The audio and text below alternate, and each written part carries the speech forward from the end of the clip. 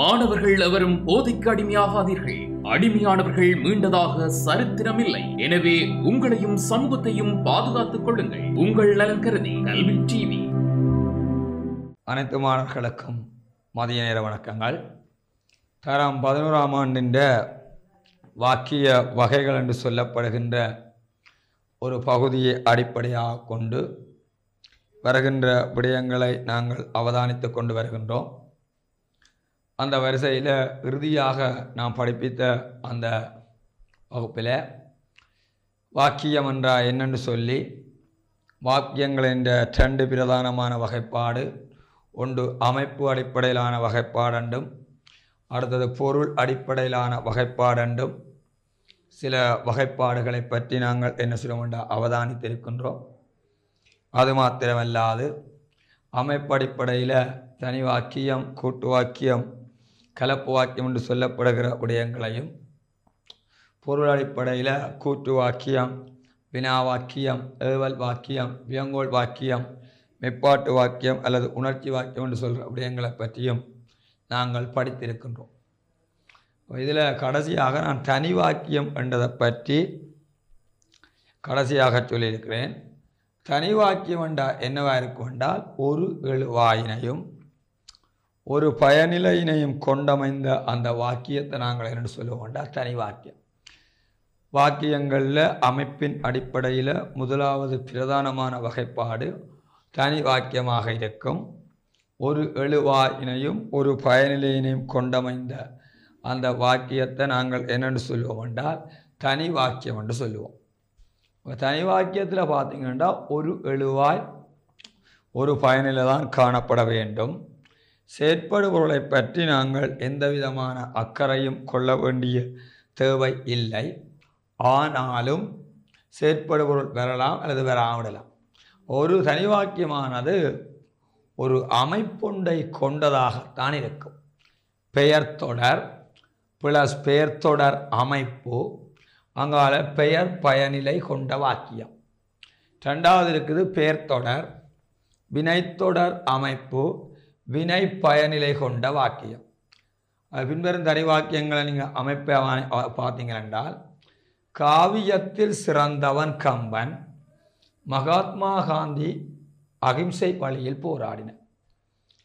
காவியத்தில் சிறந்தவன் கம்பன் என்பதில் பார்த்தீங்களென்றால் எழுவாய் காவியமாக இருக்குது, பயனிலையும் கம்பனாக இருக்குது. அது பேர் பயனிலை கொண்ட வாக்கியம். மகாத்மா காந்தி அகிம்சை வழியில் போராடினார். மகாத்மா காந்தி என்பது எழுவாயாக இருக்குது.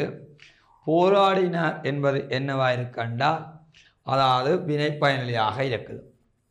பேர் பயனிலை கொண்ட வாக்கியத்தை பார்த்தீங்களென்றால் பிரமிழ் சிறந்த கவிஞன், பிரமிழ் எழுவாய், கவிஞன் என்பது பயனிலை. இங்கே கவிஞன் என்பது ஒரு பேர் சொல்லாக இருக்குது. இந்த வாக்கியத்தில் எழுவாய் பயனிலையாக இருக்குது. இதை சொல்வது பேர் பயனிலை. எஸ்போனா சிறந்த கதை சொல்லி, எஸ்போனா என்பது என்னவாக இருக்கும் என்றால் எழுவாயாக இருக்கும். கதை சொல்லி என்பது என்னவாக இருக்கும் என்றால் பயனிலை. இப்போ பெயர் பயனிலை கொண்ட வாக்கியங்களில் எழுவாயும் பயனிலையும் பெயர் தொடர்களாகவே அமைந்திருக்கும். பெயர் பயனிலை கொண்ட வாக்கியங்களில் எழுவாயும் பயனிலையும் பெயர் தொடர்களாக இருந்திருக்கும். உதாரணத்துக்கு பிரமிழ், எஸ்போ ஆகியன எழுவாய், கவிஞன், கதை சொல்லி ஆகியன பயனிலை. இங்கு எழுவாய் பயனிலை இரண்டும் பேர் தொடர்கள். விளங்கினா சரி. பிரமிழ் என்பது எழுவாய், கவிஞன் என்பது என்னவா இருக்க பயனிலை. அதில் எஸ்போ என்பது எழுவாய், கதை சொல்லி என்பது என்னவா இருக்க பயனிலை. இங்கே ரெண்டுமே என்னவா இருக்கின்றால் எழுவாயும் பயனிலையும் இரண்டும் பேர் தொடர்களாகவே காணப்படுகிறது. அடுத்தது வினை பயனிலை கொண்ட வாக்கியம்.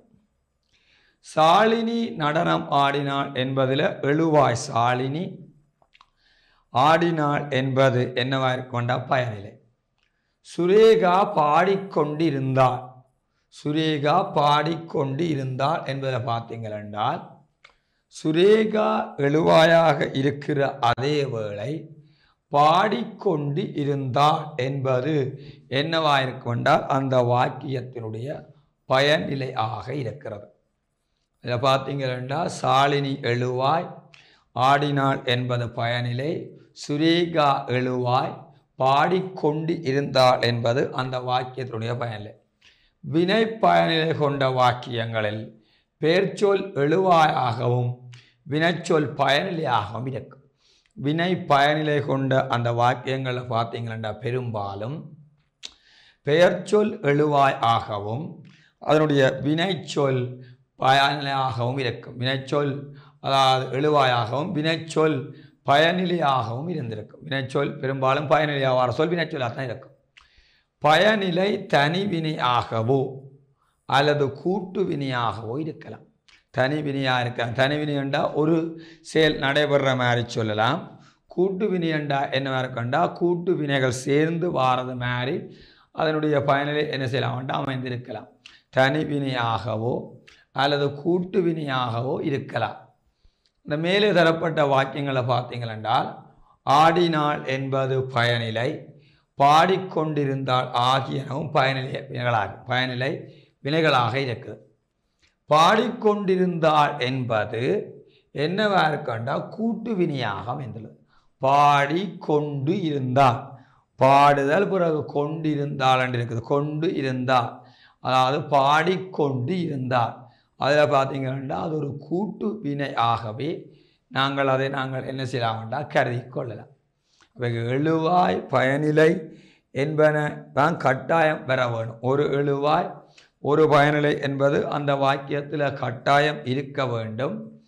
அதிலே என்ன மாதிரி என்றால் வாக்கியத்தில் பெரும்பாலும் எழுவாயாக வருகின்ற சொல் பேர்ச்சொல்லாக இருக்கும், பயனிலையாக வருகின்ற சொல் வினைச்சொல்லாக இருக்கும். இது வாக்கியத்தினுடைய இலக்கண ரீதியான அமைப்பாக இருக்கும். மாறாக எழுவாய் பேர்ச்சொல்லாகவும் பயனிலையும் பேர்ச்சொல்லாகவும் இருந்தால் அதை நாங்கள் என்னென்னு சொல்லுவோம்டா பெயர் பயனிலை என சொல்லுவோம். அதாவது பயனில வினைச்சொல்லாக இருந்தால் அதை நாங்கள் என்னென்னு சொல்லுவோம் என்றால் வினை பயனிலை என்றும் நாங்கள் என்ன செய்யலாம் என்றால் அழைத்து வரலாம். இது கட்டாயம் உங்களுக்கு என்ன சொல்லுவோம் என்றால் தெரிந்திருக்க வேண்டிய பிரதான விடயமாக இருக்கும். இனி தலையங்கம் போட்டுக்கொள்ளுங்கள். கூட்டு வாக்கியம். கூட்டு வாக்கியம் என்று சொல்லப்படுகிற விடயம் இது தனி வாக்கியத்தில் வார விடயம் உளமாக இருக்கும். அடுத்தது கூட்டு வாக்கியம்.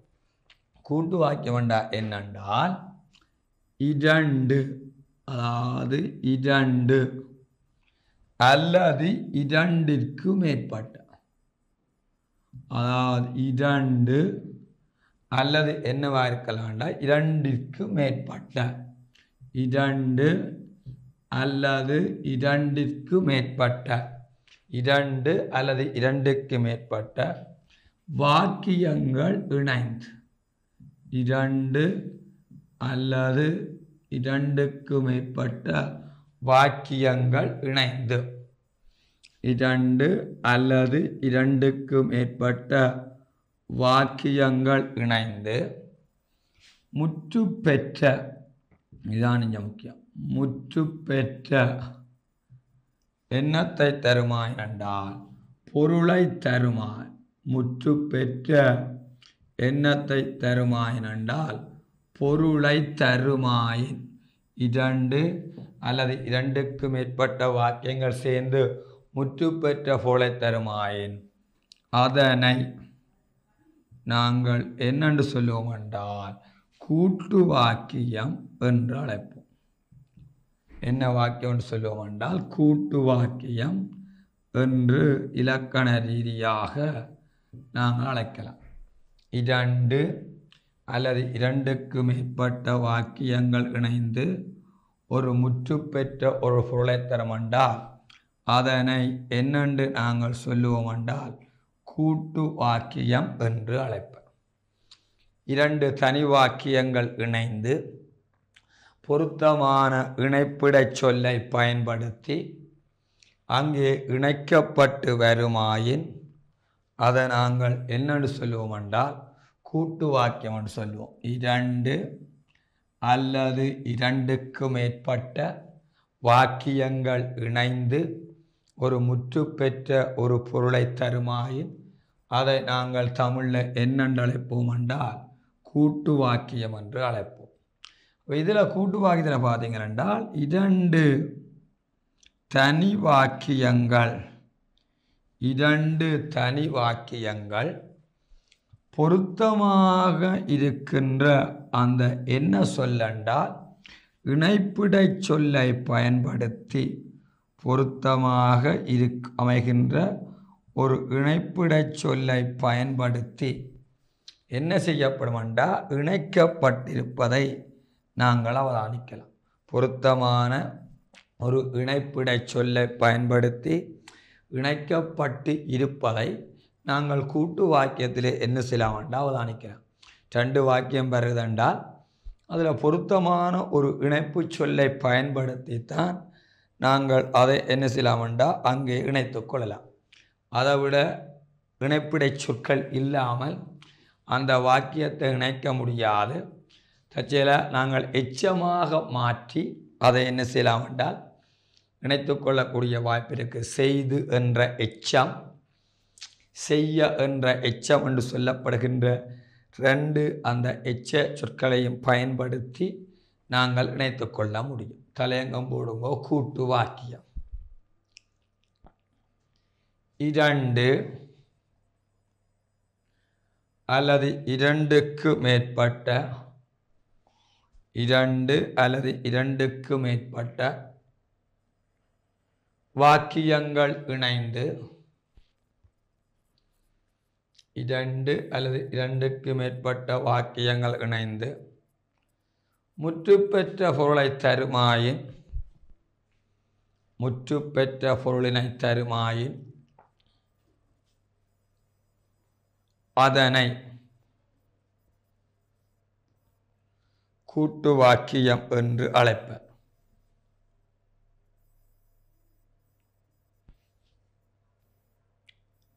அதாவது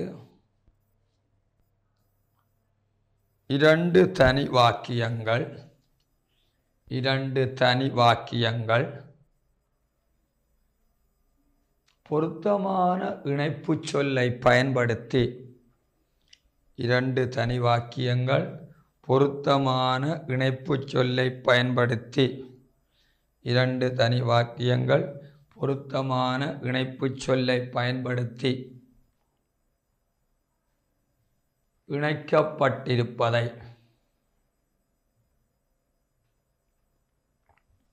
அவதானிக்க முடியும். 2 தனி வாக்கியங்கள் பொருத்தமான இணைப்பு சொல்லை பயன்படுத்தி இணைக்கப்பட்டிருப்பதை அவதானித்து கொள்ள முடியும். உதாரணம், நான் இரவில் படித்தேன். உதாரணம், ஒரு தனி வாக்கியம், நான் இரவில் படித்தேன்.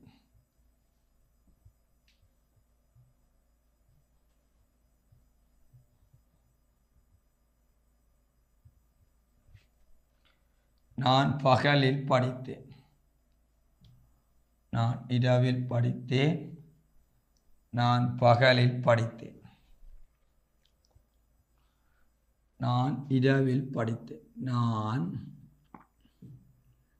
இரவில் படித்தேன்.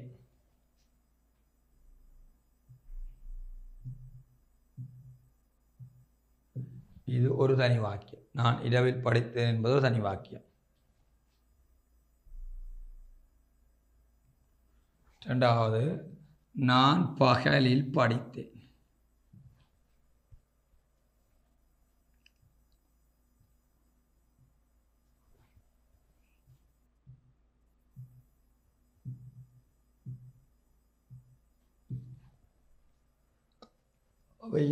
இது ஒரு தனி வாக்கியம் ஆக இருக்குது. இது ஒரு தனி வாக்கியமாக இருக்குது. இது ஒரு தனி வாக்கியமாக இருக்குது. இதில் நான் என்பது இந்த வாக்கியத்தில் என்னவாக இருக்கண்டா எழுவாயாக இருக்குது. இந்த வாக்கியத்தில் நான் எழுவாய். இதில் படித்தேன், இதுவும் படித்தேன். இது என்னவாக இருக்கண்டா வினை பயனிலை. இது என்னவாக இருக்கண்டால் இந்த வாக்கியத்தினுடைய பயனிலையாக இருக்குது. விளங்கினா சரி. நான் என்பது எழுவாய், இதில் படித்தேன் என்பது என்னவா இருக்கும்டா வினைச்சொல்லாக இருக்குது. அது இந்த வாக்கியத்தினுடைய என்னவாக இருக்கின்றால் பயனிலையாக இருக்குது. இந்த 2 வாக்கியங்களையும் நாங்கள் என்ன செய்ய வேண்டும் என்றால் பொருத்தமான இணைப்பிடை சொற்களை பயன்படுத்தி நாங்கள் கூட்டு வாக்கியமாக மாற்ற வேண்டும். இதில் பார்த்தீங்களென்றால் இந்த 2 தனி வாக்கியங்களையும் என்ற இணைப்பிடை சொல்லை பயன்படுத்தி நாங்கள் இணைத்து கொள்ள முடியும். நான் இரவிலும் சொல்கிறத விளங்கணும். நான் இரவிலும். அடுத்தது பார்த்தீங்களா பகலிலும் என்ன செய்தேன்டா படித்தேன் சொல்லலாம். இதில் என்ற இணைப்பிடை சொற்களை பயன்படுத்தி இந்த 2 தனி வாக்கியங்களையும் நாங்கள் என்ன செய்யலாம் என்றால் கூட்டு வாக்கியமாக இணைத்து கொள்ள முடியும்.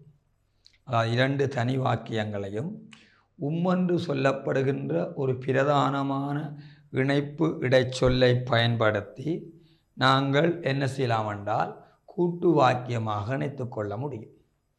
உதாரணம் எழுதுங்கோ. நான் இரவில் படித்தேன் என்பது ஒரு வாக்கியம். நான் பகலில் படித்தேன் என்பது இன்னொரு தனி வாக்கியம். நான் இரவில் படித்தேன் என்பது ஒரு தனி வாக்கியம். நான் பகலில் படித்தேன் என்பது இன்னொரு தனி வாக்கியம்.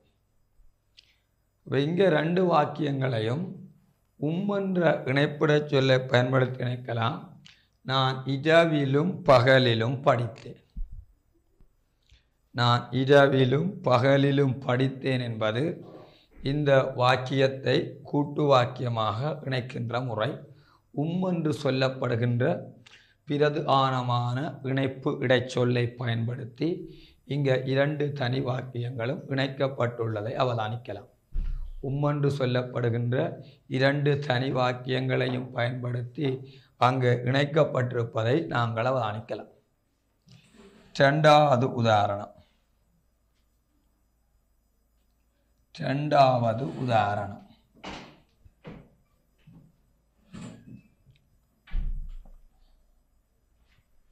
உதாரணம் 2.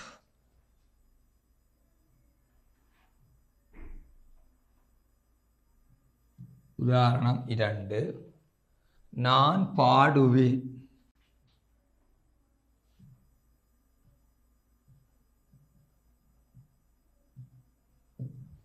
அடுத்தது நான் ஆடுவேன்.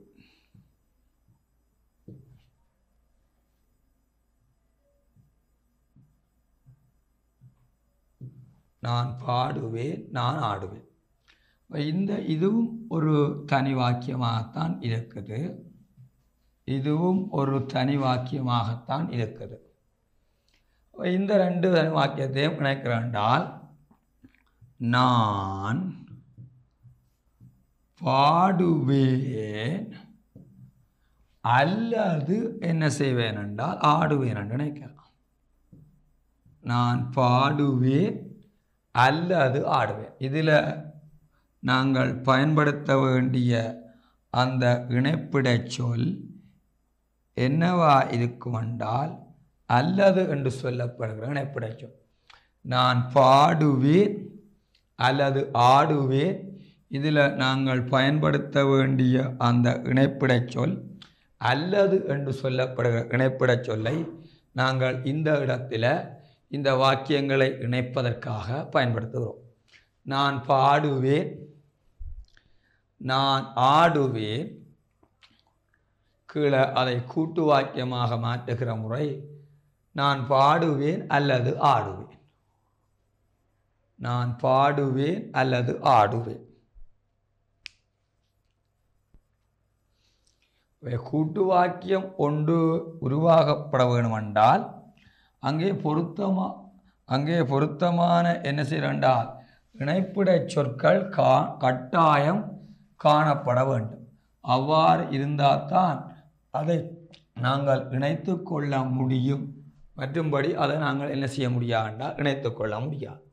இனி புத்தகத்தில் வார விடயத்தை பார்ப்போம். புத்தகத்தில் பார்த்தீங்களென்றால் கூட்டு வாக்கியத்தின் அமைப்பண்டு சில விடயம் போடப்பட்டிருக்குது. 2 வாக்கிய தொடர்கள் சமநிலையில் இணைக்கப்படும் போது கூட்டு வாக்கியங்கள் உருவாகின்றன. சொல்கிறத விளங்கணும். 2 வாக்கிய தொடர்கள் சமநிலையிலே இணைக்கப்படும் போது கூட்டு வாக்கியங்கள் உருவாக்கப்படும். சமநிலை என்னென்றால் ஒரே வினை நிகழ்விற்கு உள்ளாகப்படுது. நான் கவிதை எழுதினேன் என்பது ஒரு தனி வாக்கியம், நண்பன் கவிதை எழுதினான் என்பது இன்னொரு தனி வாக்கியம். நான் கவிதை எழுதினேன் என்பது ஒரு தனி வாக்கியமாக இருக்கிற அதே போல பிள்ளைகள் நண்பன் கவிதை எழுதினான் என்பது ஒரு தனி வாக்கியம். இந்த 2 தனி வாக்கியங்களையும் பாருங்கோ, என்ற இணைப்பிடச் சொல்லை பயன்படுத்தி இணைக்கப்படுது. நானும் நண்பனும் கவிதை எழுதினோம் என்று வருகிறது. அதில் என்று சொல்லப்படுகின்ற அந்த இணைப்பு இடைச்சொல்லை அங்கே பயன்படுத்தப்பட்டு இணைக்கப்படுவதை நாங்கள் அவதானிக்கலாம். மேலே எடுத்து காட்டப்பட்ட வாக்கியத்தில் இணைப்பிடச் சொல்லால் 2 தனித்தனியான சமநிலை நிகழ்வுகளும் இணைந்துள்ளதை அறிவீர்கள். அதாவது ஒரே நிகழ்ச்சி தான். அதாவது நான் கவிதை எழுதினேன் என்பது ஒரு நிகழ்ச்சி, எழுதியிருக்கிறான் ஒரு நிகழ்ச்சி. அதே மாதிரி நண்பன் கவிதை எழுதினாண்டா எழுதுதல் என்ற நிகழ்ச்சிக்கு தான் 2 பேர் உட்படுங்க. அதில் நான் வந்திருக்க அந்த வாக்கியத்தில் எழுவாய், இதில் நண்பன் வந்திருக்கிறது. இந்த இணைப்புக்கு இணைப்பிடச் சொற்களும் வினை எச்சங்களும் பயன்படுத்தப்படுகின்றன. கூட்டு வாக்கியத்தில் பின்வரும் இடைச்சொற்கள் பயன்படுத்தப்படும். அதாவது சொல்கிறது கூட்டு வாக்கியத்தினுடைய பிரதானமான இணைப்பிடை சொற்கள் என்று நாங்கள் அவற்றை குறிப்பிடலாம். கூட்டு வாக்கியத்தினுடைய பிரதானமான இணைப்பிடை சொற்கள் ஒன்று என்ற ஒரு இணைப்பிடை சொல்லை நாங்கள் பயன்படுத்தலாம். அது ஏற்கனவே உதாரணத்தில் நான் தந்திருக்கிறேன். அல்லது என்ற இணைப்பிடை சொல்லி நான் உதாரணத்தில் தந்திருக்கிறேன். இல்லை என்றால் அடுத்தது ஓவென்னாவென்றது, அடுத்தது ஆவது, அடுத்தது ஆ, அடுத்தது ஆனால், அடுத்தது ஆகவே என்று சொல்லப்படுகின்ற அந்த சொற்களும் என்ன செய்கிறாண்டால் பயன்படுத்தப்படுவதை பார்க்கலாம். சரிதான். அந்த சொற்களும் பயன்படுத்தப்படுவதை நாங்கள் என்ன செய்யலாம் என்றால் அவதானித்து கொள்ள முடியும். அந்த சொற்களையும் நாங்கள் என்ன செய்யலாம் என்றால் பயன்படுத்துகிற அந்த விடயத்தை நாங்கள் என்ன செய்யலாம் என்றால் அவதானிக்கிறோம். இதில் பார்த்தீங்க என்றால் ராமன் பர்ணசாலைக்கு சென்றான் என்பது ஒரு தனி வாக்கியம். லக்குமணன் ஆற்றுக்கு சென்றான் என்பது இன்னொரு தனி வாக்கியம். ராமன் பர்ணசாலைக்கு சென்றான் என்பது ஒரு தனி வாக்கியம். லக்குமணன் ஆற்றுக்கு சென்றான் என்பது இன்னொரு தனி வாக்கியம். அவைகள் ராமன் லக்குமணன் என்பது வேறு ஆக்கள். ஆனால் 2 பேரும் சென்றிருக்கிறான் தான். பர்ணசாலைக்கு ராமன் போயிருக்கிறான், லக்குமணன் ஆற்றுக்கு சென்றிருக்கிறான்டா கொஞ்சம் வித்தியாசமாக இருக்கு. இதை பாருங்கோ, ராமன் பர்ணசாலைக்கும் லக்குமணன் ஆற்றுக்கும் சென்றன. இதில் என்ற இணைப்பிடச் சொல்லை பயன்படுத்தி இணைக்கப்பட்டிருப்பதை அவதானிக்கலாம். பாருங்கோ, ராமன் பர்ணசாலைக்கும் லக்குமணன் ஆற்றுக்கும் என்ன செய்யறா செய்யணும். அதில் என்றது ஆற்றுக்கும் என்பதில் வருகுது, பர்ணசாலைக்கும் என்பதிலே வருது. நான் மிகுந்தலை செல்வேன் ஒரு தனி வாக்கியம். நான் கதிர்காமம் செல்வேன் என்பது இன்னொரு தனி வாக்கியம். நான் மிகுந்தலை அல்லது கதிர்காமம் செல்வேன், 2லே உண்டு. நான் மிகுந்தலைக்கும் கதிர்காமத்துக்கும் செல்வேன் என்று வராது. நான் மிகுந்தலை செல்வேன் என்பது உண்டு, நான் கதிர்காமம் செல்வேன் என்பது உண்டு. நான் மிகுந்தலை அல்லது கதிர்காமம் செல்வேன். நீ என்னுடன் தேவாலயத்துக்கு வருகின்றாயா? நீ என்னுடன் தேவாலயத்திற்கு வரவில்லையா? பாருங்க, நீ என்னுடன் தேவாலயத்திற்கு வருகின்றாயா ஒரு வாக்கியம் வினா பொருள். நீ என்னுடன் தேவாலயத்திற்கு வரவில்லையா இன்னொரு வாக்கியம். நீ என்னுடன் தேவாலயத்திற்கு வருகிறாயா அங்கால இல்லையாண்டு கேட்கப்படுது. வரவில்லையாண்டா இல்லையாண்டு கேட்கப்படுது. நளன் தன் பிள்ளைகளை அறிந்திருந்தான், நளன் தன்னை வெளிப்படுத்தவில்லை. நளன் தன் பிள்ளைகளை அறிந்திருந்தான், ஆனால் நளன் தன்னை வெளிப்படுத்தவில்லை. நளன் என்று அங்கே வர வேண்டிய தேவையில்லை. நளன் தன் பிள்ளைகளை அறிந்திருந்தான், ஆனால் தன்னை வெளிப்படுத்தவில்லை. இப்படி வந்திருக்கும். உமறுப்புலவர் இயற்கை அழகில் மிகுந்த விருப்பமுடையவர். உமறுப்புலவர் இயற்கை அழகில் மிகுந்த விருப்பமுடையவர். உமறுப்புலவர் சிராபுராணத்தில் அழகிய அணிகளை கையாண்டு உள்ளார். வாக்கியத்தை பாருங்கோ. உமறுப்புலவர் இயற்கை அழகில் மிகுந்த விருப்பமுடையர் என்பது ஒரு தனி வாக்கியம். உமறுப்புலவர் சிராபுராணத்தில் அழகிய அணிகளை கையாண்டு உள்ளார். உமறுப்புலவர் இயற்கை அழகில் மிகுந்த விருப்பமுடையவர். ஆகவே சிராபுராணத்தில் இயற்கையை அழகுற வர்ணித்து உள்ளார். பாருங்க, உமறுப்புலவர் இயற்கையில் மிகுந்த விருப்பமுடையவர். உமறுப்புலவர் சிராபுராணத்தில் அழகிய அணிகளை கையாண்டுள்ளார். உமறுப்புலவர் இயற்கையில் மிகுந்த விருப்பமுடையவர். ஆகவே சிராபுராணத்தில் அழகிய அணிகளை கையாண்டுள்ளார் அல்லது இயற்கையை அழகுற வர்ணித்து உள்ளார். இவ்வாறு என்ன செய்யறாண்டால் இங்கு வருகின்ற வாக்கியங்களை பொருத்தமான இணைப்பிடை சொல்லை பயன்படுத்தி அங்கு அந்த வாக்கியங்கள் 2 தனி வாக்கியங்கள் பொருத்தமான இணைப்பு இடை சொற்களை பயன்படுத்தி இணைக்கப்பட்டிருப்பதை அவதானித்துக் கொள்ளலாம். இனி நாங்கள் பார்க்க வேண்டியது என்ன வாக்கியமாக இருக்க வேண்டாம் பிள்ளைகள்? கலப்பு வாக்கியம் என்று சொல்லப்படுகிற ஒரு விடயம். இனி பார்க்க வேண்டிய விடயம் கலப்பு வாக்கியம். அடுத்தது பார்க்க வேண்டிய விடயம் கலப்பு வாக்கியம்.